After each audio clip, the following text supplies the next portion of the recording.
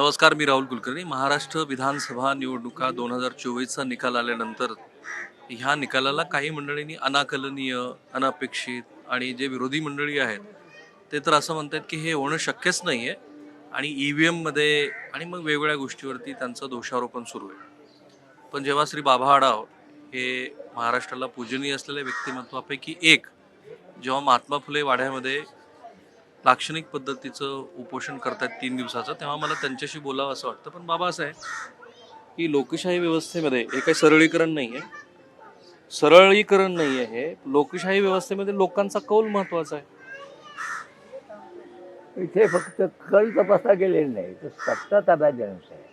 नुसता कल दाखवणं वेगळं. इथे सत्ता ताब्यात मिळते. हे आताच्या निवडणुका आहे केवळ कल दाखवणं आहे. राजकीय सत्ता ताब्यात घ्यायचं आहे. राज्याची सत्ता ताब्यात घेण्यासाठी गोष्ट बोलत आहे. आणि त्यांनी ती मिळवलेली आहे एका पक्षाने. आणि ती मिळवलेली असताना ती अपेक्षापेक्षा इतक्या म्हणजे कल्पनेपेक्षाही अगदी वेगळ्या पद्धतीने ती यशस्वी झालेली दिसतात. आणि त्यामागे सरळही नाही असं आम्हाला वाटतं. पण त्याची काही 3-4 कारणं असतील. म्हणजे विरोधी पक्ष आता EVM बद्दल बोलतोय. सुप्रीम कोर्टापर्यंत 40 पिटिशन झाल्या होत्या. परवाच्या पिटिशनमध्ये तर सुप्रीम कोर्टाने सांगितलं की तुम्ही पराभूत होता त्यावेळेला तुम्हाला EVMची आठवण येते. हो, ही गोष्ट खरी आहे की निखार असं सापडत नाही. परंतु आता यावेळेला ज्यावेळेला बोलता येते त्यावेळेला अशी एक मागणी येते की पूर्वीचंच बॅलेट तुम्ही आणा, मताची फुले आणा, हे नको. कारण इथे आता जाऊन बटन दाबायचे आणि बटन दाबल्यानंतर ते बटन तिकडे वाजलं की समजायचं की हे होतं की आता प्रत्येकजण बघत नसतो की बटन दाबले ते वाजलं की नाही असं कोणी पाहत नसतं. हा एक भाग. दुसरा भाग त्यातला असा आहे की जी नंतर मतमोजणी जी होते तिथे आकडे सारखे बदल राहतात. वास्तविक ज्या दिवशी मतदान झालं ते सगळे कुलवून झालेलं असतं. तेव्हा पूर्वी लागलं नाही तरी लोकांनी मागणीचा छंद हे सोडलेला नव्हता की याच्या मागचं सत्य हुडकत राहणं. ती सत्य शोधण्याची प्रक्रिया चालूच होती. आता सुद्धा त्याचा प्रयत्न आहे. आणि आता ते पुराव्याने बोलत आहेत. थोडेसे पुरावे आहेत. आता ते शहानिशा होईल. आता सर्वोच्च न्यायालयात गेल्यानंतर सर्वोच्च न्यायालयाचे निर्णय अगदी सगळं वेगळं असं मी म्हणणार मग नाही. सर्वोच्च न्यायालयाने सुद्धा हा जो मुद्दा लोकांचा पुढे येतोय की मतदानामध्ये काहीतरी गडबडी होत आहेत, यासाठी काही एक्सपर्ट ॲडवाईज आहे म्हणतात ते करणं. माझं आताही म्हणणं असं आहे की तुम्ही म्हणता असं जर कोडगेपर्यंत झाल्या त्यापासून आले गेले पराभव झाल्यानंतर शिस्त हे असं म्हणण्याचा आक्षेप येऊ नाही वाटत असेल तर एक एक्सपर्ट हे केली पाहिजे. तेव्हा तर आहे त्यापासून निर्णय लागेल. आणि नंतर दुसरं असं वाटण्याजोगी परिस्थिती निर्माण होण्याचा प्रयत्न होतो. आत्ता पाठीमागचा इतिहास जाऊ द्या. पण या वेळेला महाराष्ट्राच्या राज्याची जी निवडणूक झाली या निवडणुकीमध्ये ज्या पद्धतीचं मतदान 1-2 महिन्यापूर्वी लोकसभेसाठी झालं आणि लगेच बदललं आणि ते इतकं बदललं की शंका घेण्या इतकं बदललं. म्हणजे त्याची उदाहरणं मी द्यायचं का नाही. शरद पवारांच्या पार्टीला लोकसभेला 8-9 जागा मिळाल्या आणि नंतर आता त्यांना आमदार किती मिळाले ह्या 12 का 15 काहीतरी आमदार मिळाले. आता हा काय चमत्कार घडला. हा चमत्कार घडला काही गेल्यासारखं आहे. तर त्याच्यामुळे ते हे करतात. पण माझं जर म्हणणं आहे यावेळेच्या निवडणुकांच्या निकालाकडे पाहत असताना तो एक मुद्दा आहे मी म्हणतात तो मुद्दा मी नाही. माझा मुद्दा मी मांडतोय त्याला त्या मुद्द्यामध्ये माझं म्हणणं आहे जागा आहे संशयाला. पण आम्ही आज जे करतो आहोत त्याबद्दल आमची भूमिका थोडीशी आणखी वेगळी आहे. ती अशी आहे. त्याच्यावरती मला खूपच सविस्तर बोलायचं. पण एकदा हाच मुद्दा आपण निकाल करू नये. तर मुद्दा आहे माझं म्हणणं आहे की हायकोर्ट माणसांचंच आहे. तेव्हा याला साधारणतः एक्सपर्टाईज हे करावं. आणि त्याचा राजकीय कुणाला बदनाम करायच्या दृष्टीने कोणी वाटत असेल तर म्हणून एक्सपर्ट हे करावं. असं मला स्वतःला ठीक. वाटतं. याच्यात प्रतिवाद काय आहे? 3-4 पातळीवरती प्रतिवाद आहे. एक आहे जे लोकसभेला घडलं तेव्हा जो निकाल आला तेव्हा तुम्हाला ईव्हीएम दिसली नाही. एक. दुसरा प्रतिवाद असा आहे की जेव्हा 2014 आणि 2019ला दिल्लीमध्ये निवडणुका झाल्या, तेव्हा दिल्लीच्या निवडणुकीमधले तिथल्या कॉस्मोपॉलिटन नागरिकांनी केंद्रीय सरकारला पाठिंबा दिला आणि प्रत्यक्षात राज्याच्या निवडणुकीमध्ये एवढाच कालावधी होता. तेव्हा आम आदमी पक्ष हा फार मोठ्या प्रमाणामध्ये विजयी झाला. आणखीन एक प्रतिवाद काय आहे की सगळ्याच प्रादेशिक पक्ष आणि सगळ्या राष्ट्रीय पक्षांना एकदाच बोलवलं होतं इलेक्शन कमिशननी. त्यात श्री शरद पवारांचाही पक्ष होता, श्री उद्धव ठाकरे यांचाही पक्ष होता. कुणीही पुढे जाऊन हे सिद्ध करू शकलं नाही की ईव्हीएम मध्ये काही घोटाळे आहेत. आता मी सतत इलेक्शन कमिशनची या संदर्भात बोललो.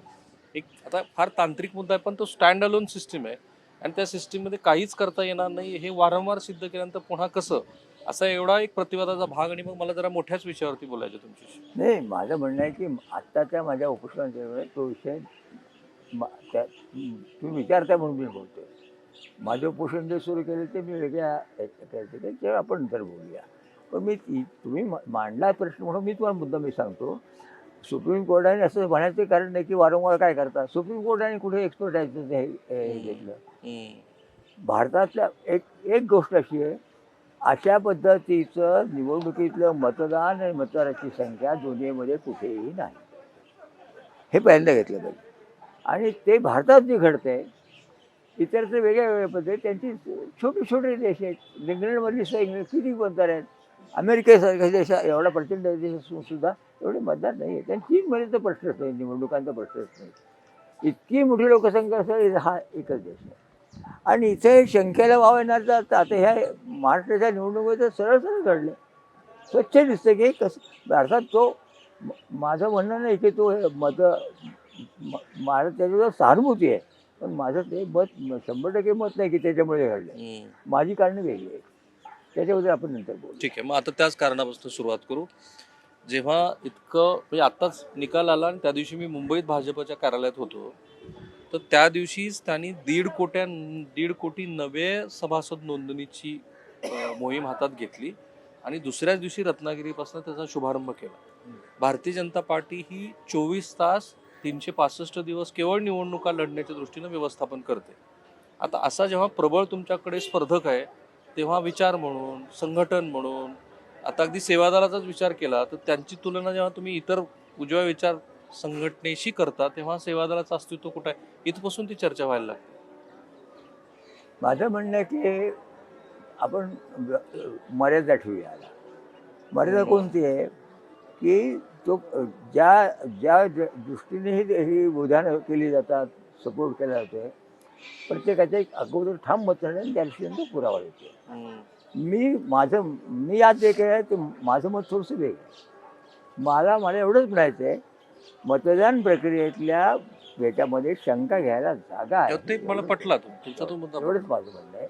आणि त्याचा निर्णय एकदा केव्हा तरी एक्सपर्टाईज करून लागला पाहिजे, हा त्याचा म्हणणं आहे. कारण हे शंका घ्यायला जागा कोणत्या, रोज आकडे तुमची जाहीर होते. काल तुम्ही सांगितलं इतकं मतदान झालं आणि नंतर बदल वाढतं कसं काय, हा काय प्रकार आहे. तर हे म्हणून म्हणतात शंकेत जागा. त्यापर्यंत आपण जे तो विषय थांबूया. ठीक आहे, आता पुढच्या मुद्द्यावरती हे आत्मक्लेश तुम्ही कशासाठी करता? आत्मक्लेश करतो म्हणजे असं की आता 1952 पासून ज्या निवडणुका झाल्या त्या प्रत्येक निवडणुकीमध्ये मी भाग घेतला. आणि साधारणतः ते निवडणुकीचं भारतासारख्या एवढे मोठ्या प्रचंड संख्येचा दुसरा देश नाही मतदार असलेला. आता गंमत अशी झालेली आहे की ज्या निवडणुका मी पाहिल्या त्या अगदी संयुक्त महाराष्ट्राचा प्रश्न असेल, आणीबाणीचा प्रश्न असेल, असे वेगवेगळे प्रश्न प्रत्येक वेळेला वेगवेगळे प्रश्न उभे राहिले. प्रश्न कोणता आला होता, पण याचा होता. आत्ता काय झालं होतं की आत्ता एक निवडणुका ढकल अगदी एकदा झाल्यानंतर प्रश्न असा लक्षात असं आलं की आपण मर्यादा देशाच्या हिस्से करत नाही आहोत. मी आता जे उपोषण केले महाराष्ट्रामध्ये जे नुकत्याच निवडणुका झाल्या त्या निवडणुकांमध्ये झाल्या, त्याच्यामुळे मी दिवशी बोलतो. काय झालं महाराष्ट्रामध्ये जी निवडणुका झाल्या या निवडणुकांच्यामध्ये पैशाचा वापर मत विकत घेण्यासाठी का मतांचं हे करण्यासाठी जो झाला तो शासकीय पदवीला झाला. म्हणजे ही तुमची जी भावबेटी लाडकी बहीण योजना. लाडकी बहीण योजना हम्म. आणि मुख्यमंत्री स्वतः विचारतायत आता दिलंय ना विसरू नका म्हणजे काय. आणि नंतर लिहिलंय की विश्वास बसा म्हणून पुढचंही देऊन ठेवतो आम्ही नाही आलो तर हे व्हायला विश्वास बसायला पाहिजे. कशाचा विश्वास. म्हणजे रोज हे चाललं की मताला पैसे दिले गेले. माझ्यासारख्या वयस्कर नागरिकाला सुजाण नागरिकाला मी स्वतःला सुजाण मानतो मी फार मोठा पण मला असं वाटतं की फार घातक आहे. असं जसं निवडणुकी आल्यानंतर जर सरकारने अशा योजना सुरू केल्या म्हणजे मग बाकीच्या प्रश्नांचं करायचं काय. म्हणजे नुसतं ते पैशाचा प्रश्न येत नाही पण जे निवडणुकीमध्ये प्रश्न लोकांना आणायचे ते प्रश्न येऊ शकणार नाही. आता तेच झाले. तरुणांच्या बेकारीचा प्रश्न निवडणुकीत येऊ शकला नाही. शेतकऱ्याच्या मालाचा प्रश्न असं का भाव वाढतायत ते चर्चाच नाही. आम्ही निमूटपणे घेतो. मी मंडईच्या मार्केट यार्डात राहतो काही लोक असतील त्यातले जसं नवा बदल घडला आणि एकदम सगळं फिरलं की शेतकऱ्याकडे ते डायरेक्ट जाऊन तिथं बांधावर माल घ्यायचा आणि तो बाजारात आणायचा आणि त्यासाठी तो विकायसाठी तो तिथला दलाल आहे त्या दांडीवर ते हे करायचं त्याशी त्या दलालाशी करार करायचा त्याला ते हे द्यायचं आणि मग मग म्हणजे मग काय होतं मार्केट कमिटीचं काय द्यायचं काय होतं. पण मग जनतेच्या सुज्ञपणाबद्दल आपल्याला काही तुमच्या मनात शंका आहे का आता ह्या निकालानंतर. भारतातील लोकसंख्या लक्षात घेता ग्रामीण शहरी जातींचे प्रश्न छोट्या जातींचे प्रश्न आदिवासींचे प्रश्न असे विविध फॅक्टरी आहेत. तेव्हा तुम्ही म्हणता त्याला नकार देता येत नाही आणि होकार स्पष्टपणे होकार द्यायचा. आणीबाणीचा नंतरचा जो निकाल आहे तो देशासमोर आहे आता किंवा 2024 ला सुद्धा 400 पार नारा देणाऱ्यांची काय अवस्था झाली ते ह्या देशातल्या नागरिकांनीच केले ना. कुठली 400 पारचा नारा देणारे जे लोक होते होय त्यांना 230 मध्ये रोखण्याची किमया ह्याच लोकांनी केली. हो. माझं काय म्हणणं आहे जे घडतंय याच्यामध्ये अधिक उणे खूप आहे. म्हणजे काही वेळा अगदी योग्य घडलंय आणि काही वेळेला मी कधी घेतली शंका पण या वेळेला मात्र महाराष्ट्राच्या निवडणुकीचं जे झालं त्यावेळेला माझ्या मनामध्ये खूपच शंका आल्या. तुम्ही म्हणतो तो मुद्दा माझ्याकडे नव्हता पण मी जेव्हा पाहत होतो की पैसा इतका वापरला गेला आणि गाड्या पकडल्या गेल्यात. मी म्हणत नाहीये गाड्या पकडल्या पैसे मोजले अहो त्याचं पुढे काय झालं काय पुढे चालले होते पैसे. म्हणजे सरकारला सुद्धा एक प्रकारे माहीत होतं की हे पैसे वाटले जाणार आहे त्यांनी वाटले आणि म्हणून काही नाटकं झाली म्हणून तर हे अति घातक आहे असं माझं म्हणणं आहे. आत्तापर्यंत संयुक्त महाराष्ट्र इश्यू झालेत ते इश्यू जर झालाच पाहिजे वगैरे वगैरे सगळं झालं ना पण आत्ता जे झाले यावेळेला अगदी निवडणुका तोंडावर ठेवलेल्या असताना सुद्धा महाराष्ट्राच्या मुख्यमंत्र्यांनी लाडक्या बहिणीच्या योजनेचं जे केलं लाडक्या भावाचं केलं वगैरे सगळं केलं. अहो वर्षानुवर्ष मी या क्षेत्रात काम करतोय आणि मी सांगतोय की खेड्यातलं कष्टकरी असू द्यात ना शहरातला असू द्यात त्याला ओळखपत्र द्या ॲज अ लेबर आणि त्याला पेन्शनची सोय करा. आज अमेरिकेतली बाई घरकाम करणारी बाईसुद्धा मेक्सिकोतून जरी आली असली तरी तिला संरक्षण आहे पेन्शनची तिला खात्री म्हातारपणची पेन्शनची. आमच्याशिवाय पेन्शनच्या कारण बोलत तर तुम्ही सोशल सिक्युरिटी बद्दल बोलता. आता तुम्हाला वेगळ्या विषयावर मी विचारतो. जेव्हा विरोधी पक्षांनी सुदृढ लोकशाहीमध्ये आपल्याला सतत पराभवाला सामोरे जावं लागतं हे लक्षात आल्यानंतर आणि अत्यंत मोठं आव्हान आपल्या डोळ्यासमोर आहे हे लक्षात आल्यानंतर काही संघटनात्मक बदलापासून सुरुवात करावी असं तुम्हाला नाही का वाटतं ना. म्हणजे आज RSSच्या बद्दल जे बोलतो मी आणि मला काय सांगायचं आहे इतिहासामध्ये आणीबाणी होती. माझा सुद्धा विश्वास बसणं किंवा न बसणं याच्यावर पहिली गोष्ट म्हणजे माझा जनतेवर विश्वास आहे ना. मग काय म्हणजे मुद्दा कोणता आणीबाणीमध्ये आम्ही आत होतो जेलमध्ये होतो तिथं संघाची मंडळी सगळी होती आणि ते म्हणतो काही होणार नाही लोक आता काही नाही आपल्याला इथेच मारावं लागणार आहे. मालकींच्यासारखा माणसाशी बोलत होता पण मी म्हणतो नाही मी ज्या कष्टकरी लोक आपल्याला सोडवायला शिवाय राहणार नाही. आणि खरं सोडवलं लोकांनी. म्हणजे आणीबाणी विचारायला लोकांचं मतदान विरोधी केलं, आम्ही सुटलो नाही, बाहेर आलो. त्यानंतर आता ते सत्तेवर आले ना, 2 पासून ते आता काय 400 दोन- पारचा नारा पण देऊन गेले. पण त्यावेळेस- आपला प्रश्न होता तो विरोधी पक्षाचा. नाही, मी सांगतो ना, हं. विरोधी पक्षाची दैना उडालेली आहे. हा, काहीच करत नाही ते. करत नाही असं नाही. हं. मुद्दा असा आहे, त्याला सुद्धा काही कारण आहेत. या देशामध्ये संघाची संघटना RSS ती असं कधी म्हणते की आम्ही राजकारण पडणार नाही, पण राजकीय पक्षात ते मदत करतात. तो त्यांचा अंब्रेलाच आहे. त्यामुळे स्वच्छपणे ते आहे. आज काँग्रेस पक्षाची जी दैना झाली हम्म. अत्यंत, ते मला मान्य, माझी ही टीका आहे ना, म्हणून मी कुठल्याही राजकीय पक्षामध्ये आणि पदाधिकारी तीच परिस्थिती महाराष्ट्रातल्या प्रादेशिक पक्षामध्ये पण आहे. राष्ट्रवादी काँग्रेस शरद पवारांचं तशाच पद्धतीनं तीच परिस्थिती उद्धव ठाकरे यांची आहे. त्यांना पक्ष संघटन बांधता आलं ना, पुढचे राजकीय वारसदार तयार केले नाही ना, असं शरद पवारांच्या 6 निवडणुका शिवसेनेचं जवळ 6 निवडणुका, आणि त्याची वेगळी कारण आहेत. प्रश्न कोणता आलेला आहे की निवडणुका कशा जिंकायच्या, काय जायचं, ते आणखी एक वेगळं तंत्र हो, ते तर आहेच की. ते बघतोच आहे आता देश सगळा. आपल्याला ते मान्य असो नसो, हम्म. अजेंडा जो ठरवला होतो किंवा उद्दिष्ट सांगितलं, उद्दिष्ट हे अंतिम असतं, अजेंडा हा तात्पुरता असतो.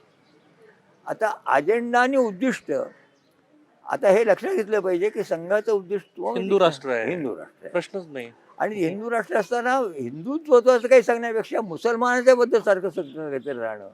आणि आता मध्ये काहीतरी आलं होतं ना, काही बटेंगे तो कटेंगे.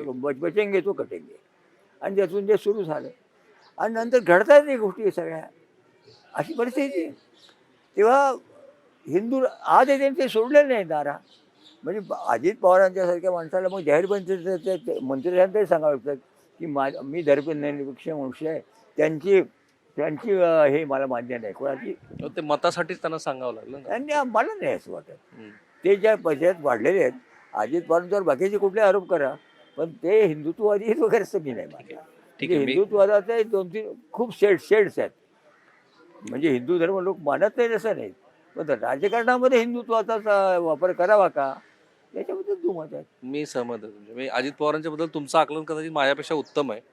कारण मी त्यांना नंतर इंद्रिस नायकवाडीला त्यांनी उमेदवारी दिली, नवाब मलिकांना सगळा विरोध असून सुद्धा दिला. मी थोडंसं राजकारणाच्या आणि मताच्या अनुषंगाने बघत होतो, पण बरोबर आहे तुमचं, तुम्ही जे आकलन करताय ते.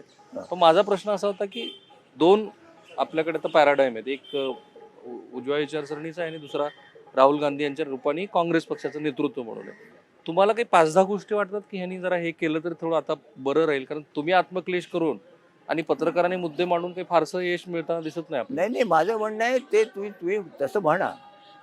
मी म्हणतो की माझं छोटं असेल, माझा खारीचा वाटा असेल. नाही, अहो, तो फार महत्वाचा आहे. नाही, पण माझं म्हणणं आहे, जर ते त्याच्यामध्ये जर काही हे असेल तर आज दिवसभरात मी पाहतो अनेकांना हे लक्षात आलं की हा मुद्दा आहे.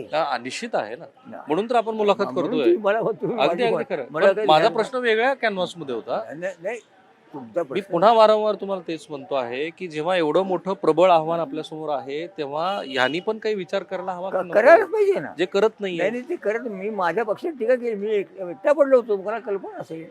तुम्हाला मुद्दाम म्हणतो समाजवादी पक्ष बरखास्त करू नका, हे मी आकलन करून सांगत होतो.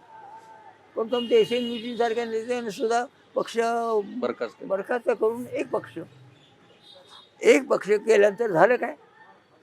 उद्दिष्ट बदलतो असेल. उद्दिष्ट आणि ध्येय जय मिळवण्यासाठी तात्पुरती आघाडी करणं वेगळं आणि पक्षच डिझॉल्व्ह करून टाकणं, असा आत्मघात झाला ना. आता काँग्रेस पक्षामध्ये सुद्धा राहुल गांधींचं कौतुक ते काही ते हेंडले करून त्यांनी कबूल आहे.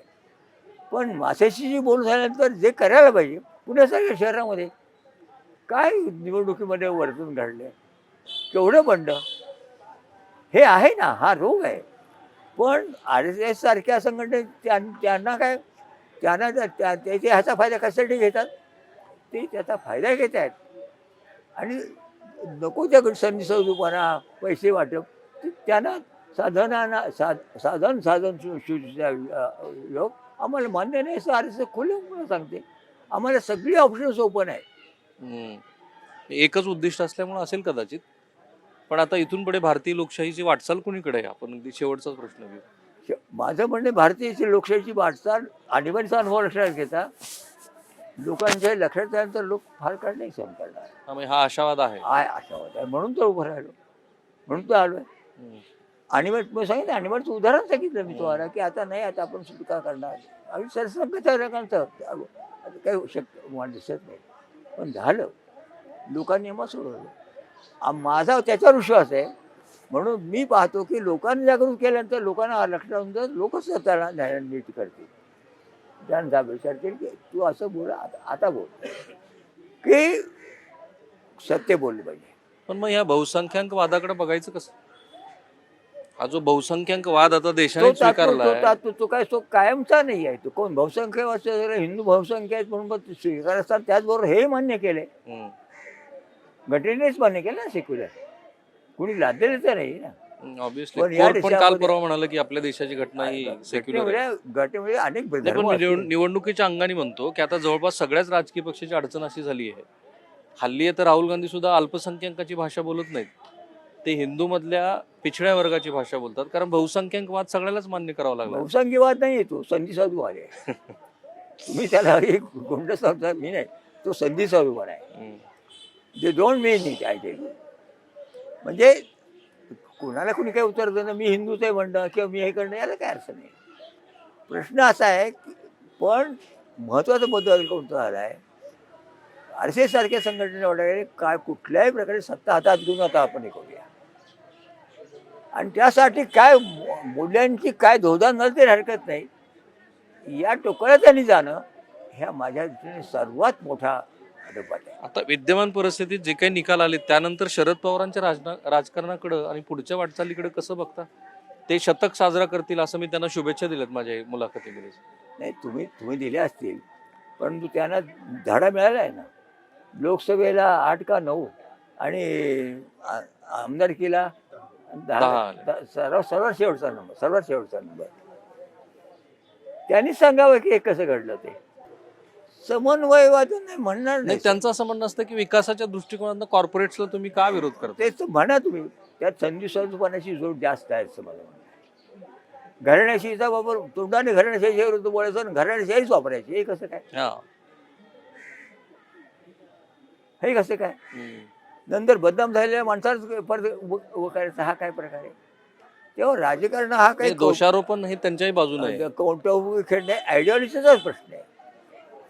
पण त्यांची आयडिओलॉजी आहे का? ते कायम सत्तेचं राजकारण करतात असं म्हणतात. सत्तेचं राजकारण करत असताना सत्तेवर भेद नाही की घटनेतला भारत निर्माण करायचा. घटनेतला भारत निर्माण करण्याची जबाबदारी सर्वांच्यावर आहे. परंतु RSSने जे करून घेतले, आम्हाला हिंदू राष्ट्राचा, आम्ही हिंदू शब्द घालला, पण आम्हाला राष्ट्र निर्माण करायचं, त्यांचं ठरलेलं आहे. बाकी त्यांचं काय प्रश्न हे करायल्यानंतर लक्षात येतं संधी स्वरूपात तुफान निर्माण झालेला आहे.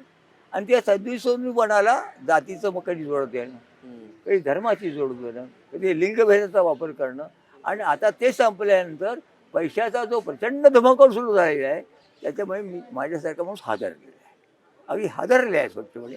पण मलाच वाटतं की माझी स्वच्छ बुद्धी मला गप्प बसू देत नाही. पर्याय काय? त्याने जागरण. तुम्ही माझी मुलाखत घ्यायला आले तर तो एक तो महत्वाचा भाग आहे. जनजागरण. आणि भारतात आणीबाणीमुळे माझा जनतेवर विश्वास आहे माझा. मी एकटा लढत होतो, मी सांगतो की जनता आम्हाला सोडवणार, आणि जनतेने सोडवलं. तो अनुभव आहे त्यासारखा. तसं आता जे आता भाऊ भेट वगैरे चालले, तर आता तू वाटणं स्वाभाविक आहे. लोक मिळते ते मिळू द्या, असं काय करता, पण त्याला समजून सांगावं लागतं. म्हणजे समाजवादी मंडळींनी तर ह्या योजनेला खूप उचलून धरायला पाहिजे होतं. वेगळ्या कॉन्टेक्स्ट मध्ये म्हटलं. नाही, मी एकटाच पडलो ना. मला मी सांग, तुम्ही त्याच्यावर काही वावड घेऊ नका. मी त्याचा एकटाच राहिलो ना. पण मी पथ्य पाळली. थोडी पत राहिली कशामुळे, काही पथ्य मी पाळली. आता निवडणुकीला तिकीट मागे हे होणं असेल मान्य करायचं. जनता दल मी मान्य केलं नाही, माझा खुलासा करत नाही, मी नाही मान्य केलं. आता तो स्वतंत्र आहे. म्हणजे आणीबाणी त्यानंतर तुम्ही ज्या पद्धतीनं राजकारण केलं, आणि आणीबाणीनंतर जो काही उजव्या विचारसरणीचा उगम या देशानं बघितला, तो एक स्वतंत्र चर्चेचा विषय आहे. पण आज आपण तुमच्या आत्मक्लेशाबद्दल बोलतोय, आणि तुम्ही जे मुद्दे उपस्थित केलेत हे बऱ्याच जणांच्या मनामधले आहेत, आणि ते तुम्ही उत्तम पद्धतीनं मांडलेत, त्याबद्दल तुमचेही मी आभार करतो. कॅमेरामन निकेतन मानेसह मी राहुल कुलकर्णी, NDTV मराठी, पुणे.